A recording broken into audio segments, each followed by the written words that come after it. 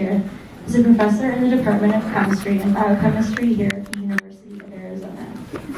She is originally from Hawaii, got her Bachelor's of Science in Chemistry from the University of Washington, and her doctorate in inorganic chemistry here at the U of A, where she fell in love with the desert and has remained here ever since.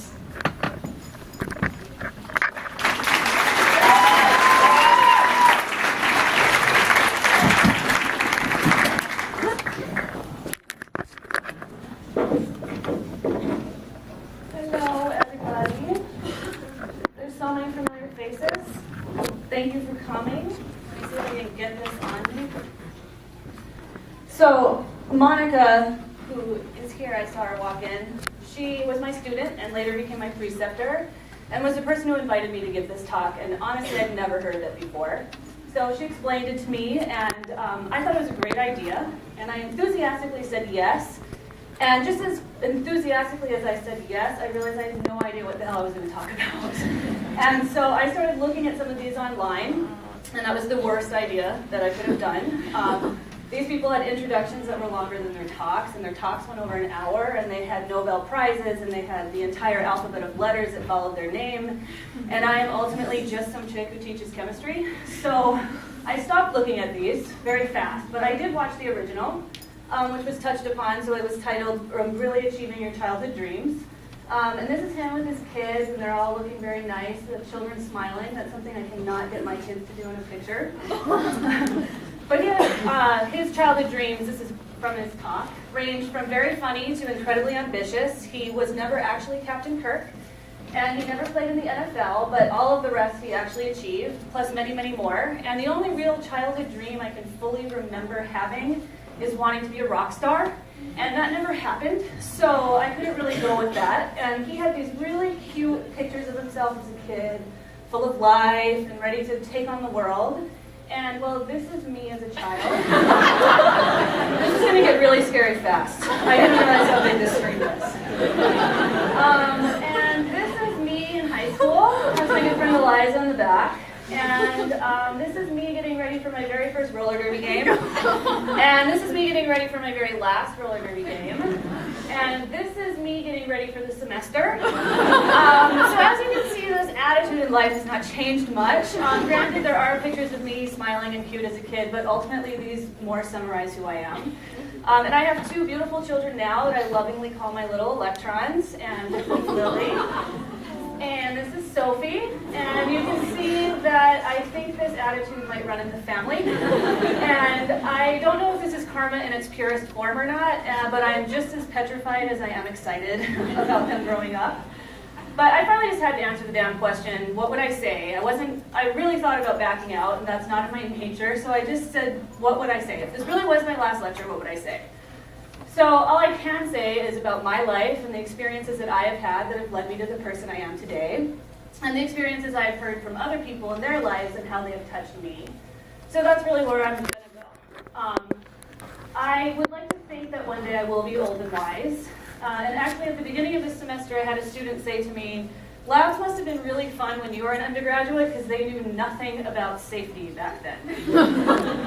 And I'm still honestly trying to figure out which century I was born in.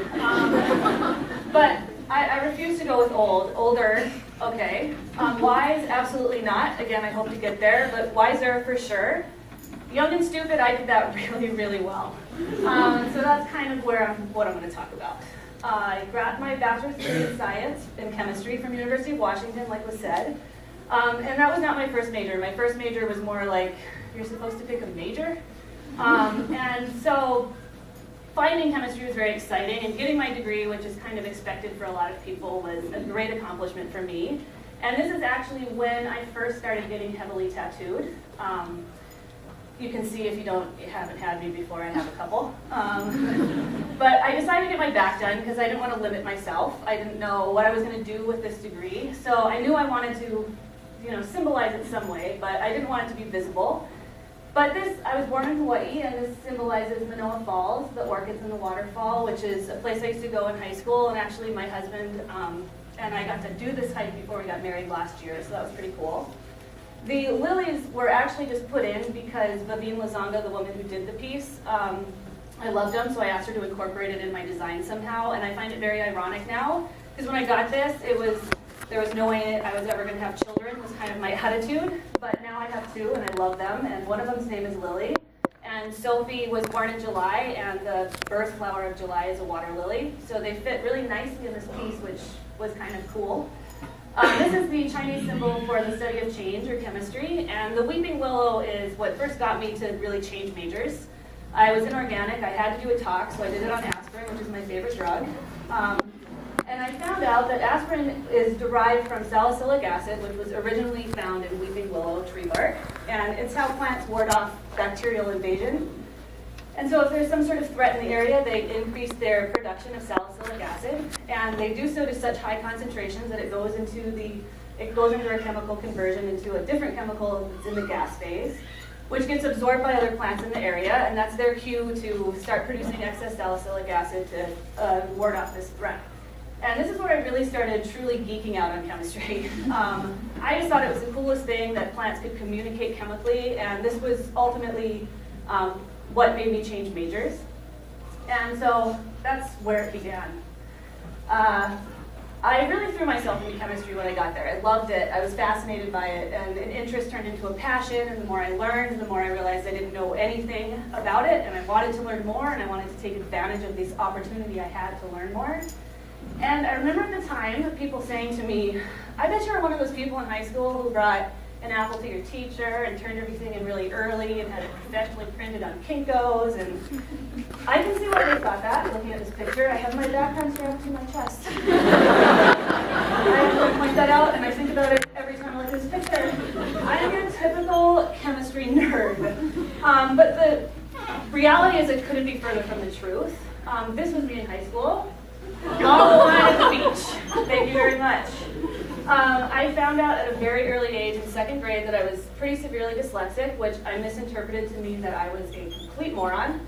And so I just kind of gave up and used it as an excuse as long as I could. And I found as I grew older that it was easier to not try and fail and use dyslexia as my excuse than to continue to try and continue to fail and continue to use dyslexia as my excuse.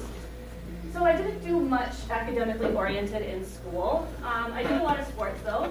I paddled canoes, outrigger canoes, that's my favorite. That's me in the really awesome shorts. And my best friend Alexis, I paddled for Lockett Canoe Club, which is this picture, as well as for my high school. Went all over the state doing championships. It was a great time. And I ran track. So this is me. This is my best friend Alexis. And this is some girl crying in the corner. I can't remember her name or why she's crying, but I'm pretty sure she's not injured, so it's okay to laugh.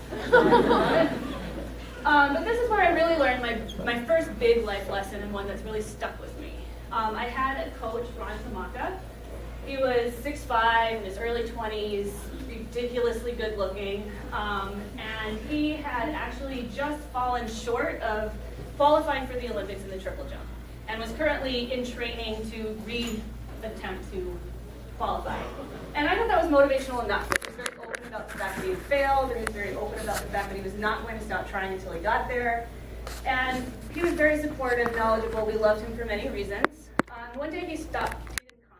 He didn't come, and he kept not coming, and we couldn't figure out why. We knew he wouldn't just take off.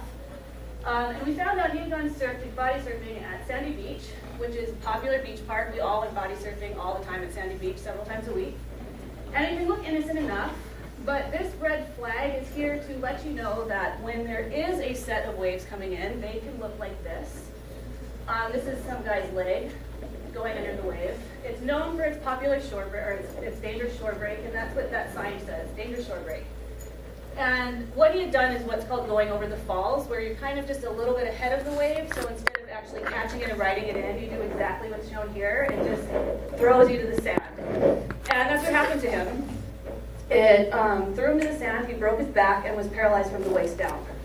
And this was my first moment in life where I realized, and I find it very fitting, that everything can be taken away from you in a second.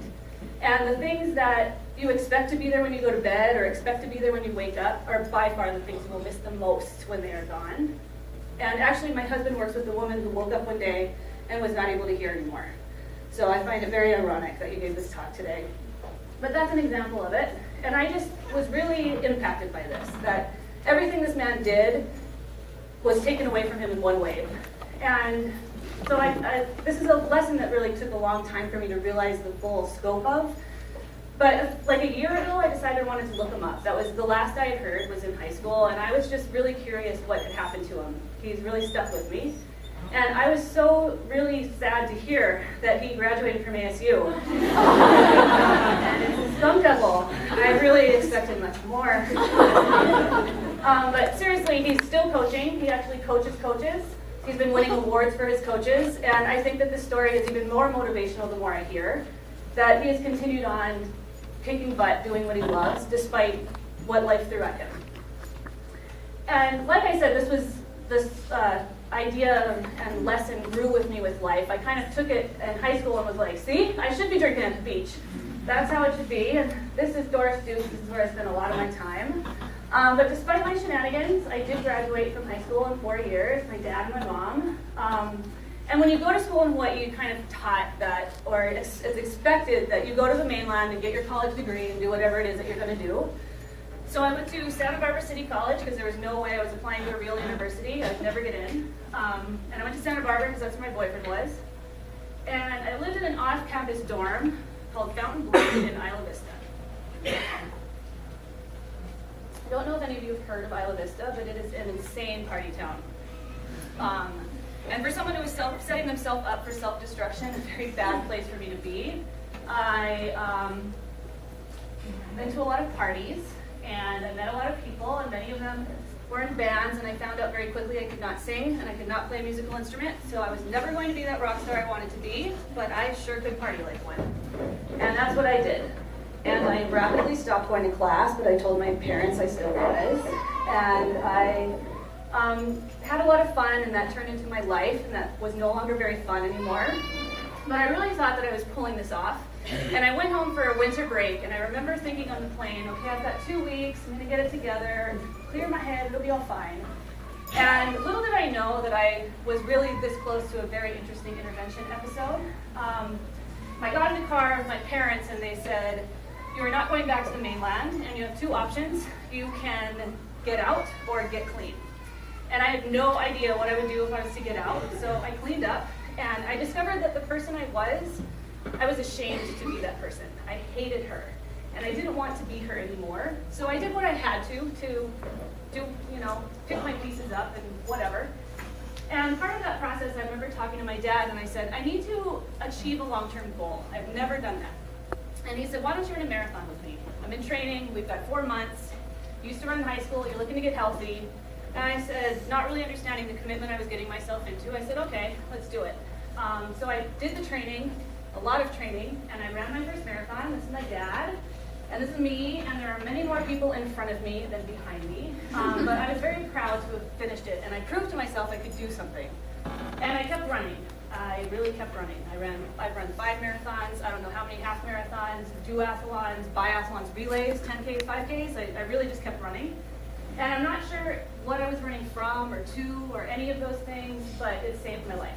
I started doing, this is a 10K clinic with Brian Clark and this crazy New Zealand woman that I met.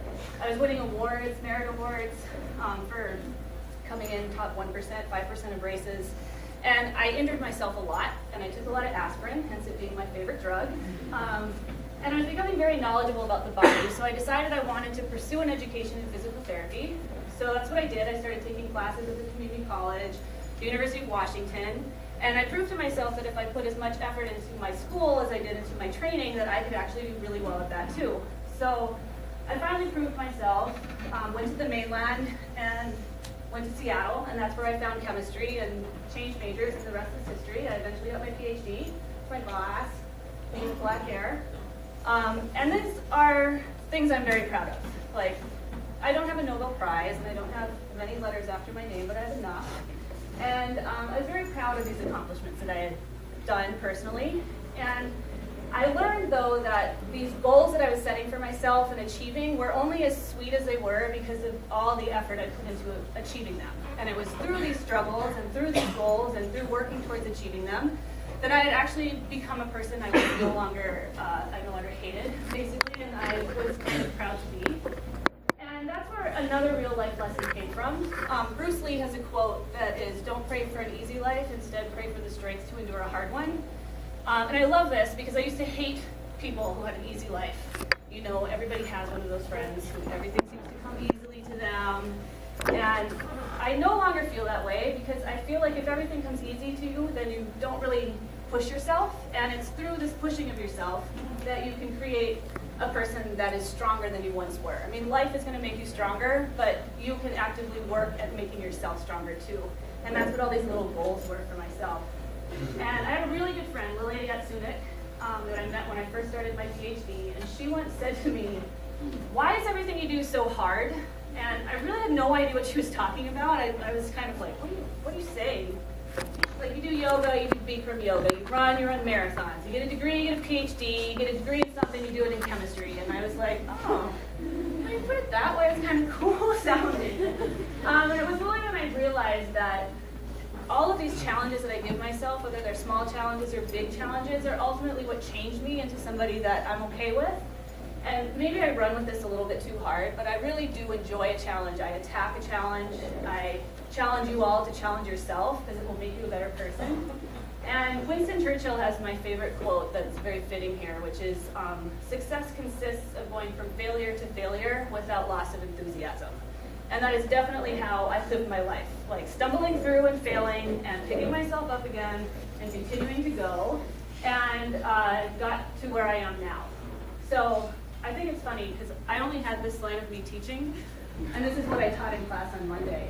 So sorry for all my 152 students to bring this back up again. But why should you listen to anything I have to say? I mean, ultimately I'm still just some chick who teaches chemistry, and I think that you might want to listen to the things I have to say because I'm genuinely really happy with my life. And I think that's a common denominator of all humans, that we all want to better ourselves and we all want to be happy. And I've found 3 things that have helped me go from somebody that I despise to somebody that I'm proud to stand in front of you today. And I'm not saying these are the keys to success. I'm just saying they work for me. And maybe they'll encourage you to find the things that will work for yourselves. The first is to enjoy the struggle of life. Life is a journey. Life is going to knock you down. Life is going to hold you down. But you don't have to stay down. You are not a victim. I refuse to be a victim. Instead, I started enjoying the journey, the struggle, the good times, the bad times. And the more you can embrace life, the better off you're going to be. The more you will enjoy it. I also learned that I want to evolve as a human constantly, and how I've done that is just by setting these goals for myself and achieving them. And I encourage all of you to do the same. It really is nice to set a goal for yourself that you feel is right out of your fingertips and discover who you are along the way and that you can do it. And finally, the one that took me the most time to realize is finding a balance in life. I tipped my scales far too hard on the fun side and needed the big slow your roll from my parents who gave me a lot of tough love. And I think about some of my students, and you guys tip it maybe a little bit too far on the work side. I'm definitely not saying not to work hard.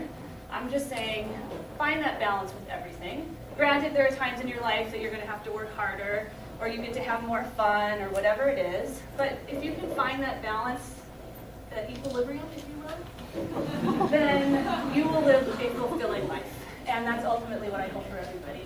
So don't forget to work hard, but definitely love hard too. This is my mom, my stepmom, and my dad. And without them, I really wonder if I would still be here today at times.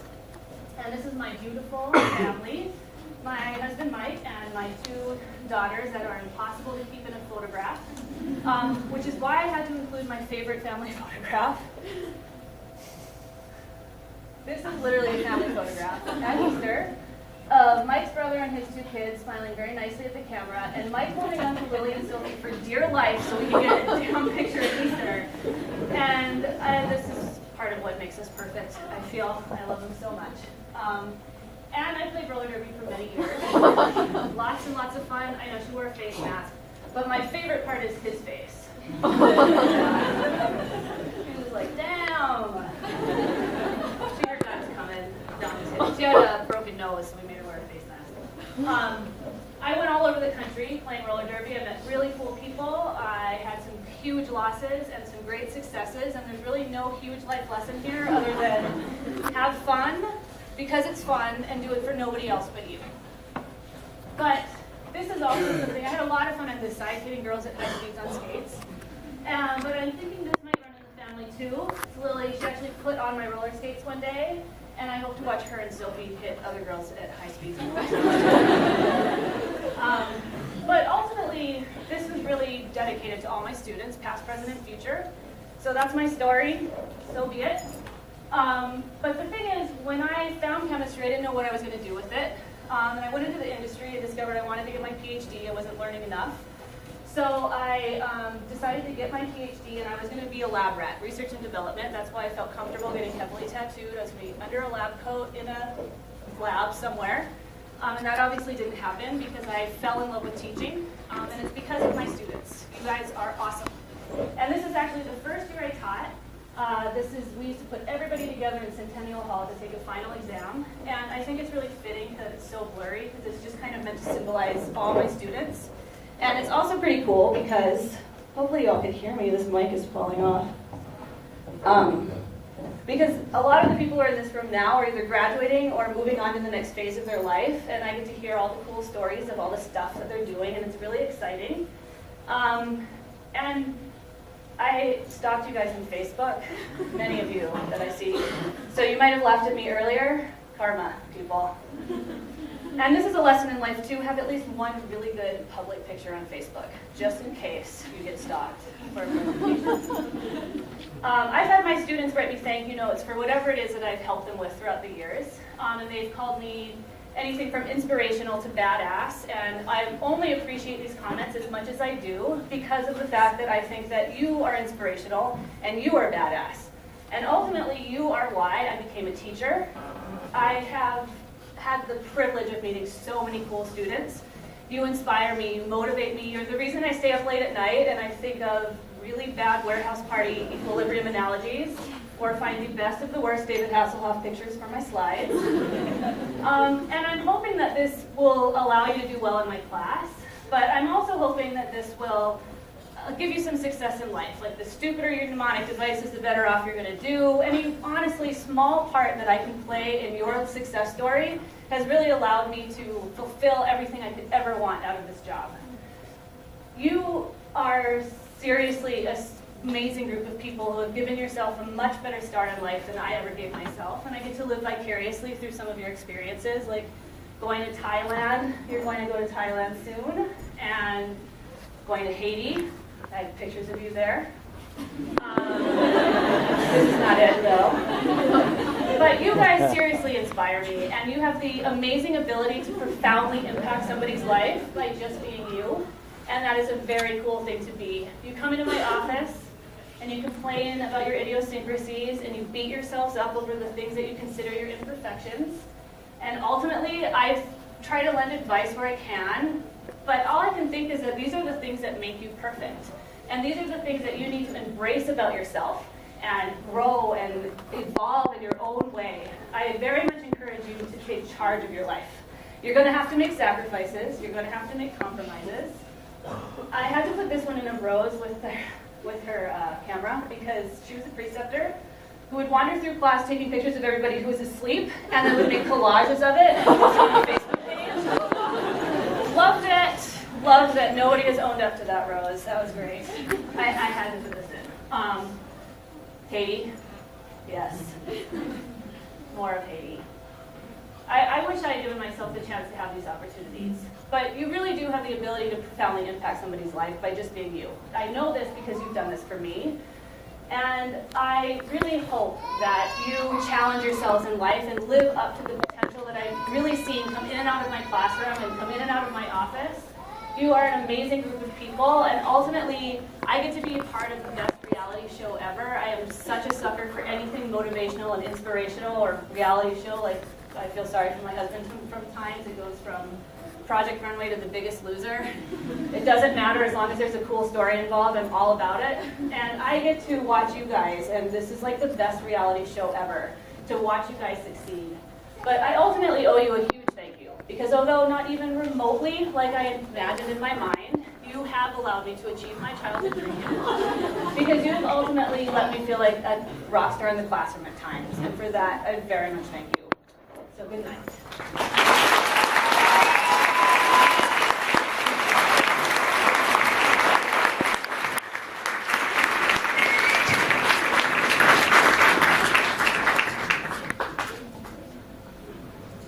Let's hear it one more time for Dr. Zapala and Dr. Hidalgo.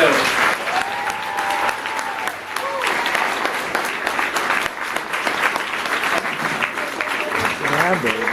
Awesome. So we have cake and pizza in the back. If you would like to stop by, get some, and talk to Dr. Zapala and Dr. Hidalgo. Running back and forth. Certainly would love to. I can. Talk to you all.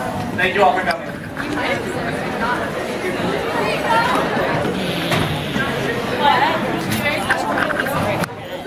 That was amazing. I just want to say thank you so much for everything. I have to run real quick, but thanks. Good job. Oh yeah, of course.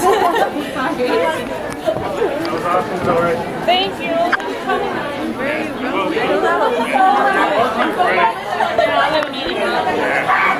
He's a slave driver.